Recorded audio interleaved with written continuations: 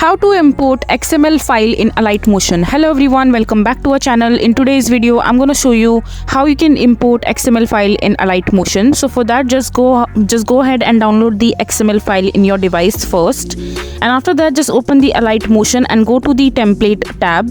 After that, just tap on the upload button at the top part of the screen. And after that, just select the XML file from your downloaded in step 1. At this point, the uploading process should start. Once it is complete, you should be able to find the project under your templates. Open the Alight Motion and then go to the project tab. And after that, just long press on the thumbnail of the project you would like to export and tap on export at the bottom left, and then select on the XML and tap export at the bottom. So this is how you will be able to import XML file in the Alight Motion. So that is it for this video. If you find this video to be helpful, make sure to hit that like button and don't forget to subscribe to our channel for more such informative videos, and I'll see you the next time.